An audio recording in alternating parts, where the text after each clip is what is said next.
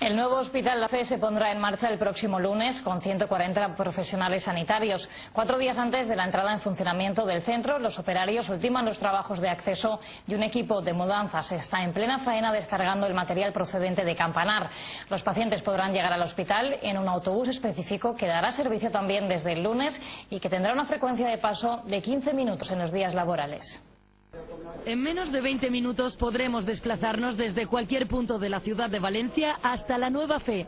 Es el tiempo prometido para los 12 kilómetros de recorrido del nuevo Metro Orbital. Se trata de una flota de 6 autobuses con una capacidad para 100 personas cada uno y que tendrán una frecuencia de paso de 15 minutos por cada una de las 24 paradas acondicionadas. Un ciudadano que venga del área metropolitana a través de la línea 1 o la línea 5 podrá venir a estas nuevas instalaciones, sino que también le permitiremos intercambiar en esas líneas. Esta tan solo es la primera parada del Metro Orbital en la Nueva Fe de Valencia, aunque a partir del lunes ustedes lo podrán coger a partir de las 6:30 de la mañana.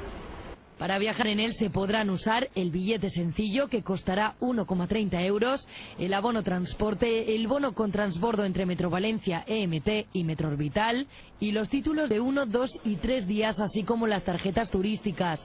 Eso sí, no será válido el bono oro del que disfrutan los mayores para las líneas de la EMT.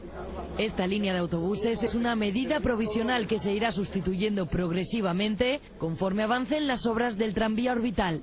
Es que durante el año 2011 entre el primer subtramo del tranvía orbital sur. Es el comprendido entre la parada de Antonio Ferrandis, Boulevard Sur, Ciudad de la Justicia, con Nazaret. Eso será un servicio ya tranviario. A partir del lunes la nueva línea comenzará a recibir los primeros de los más de 2 millones de usuarios anuales que prevé transportar Metro Orbital al nuevo Hospital La Fe.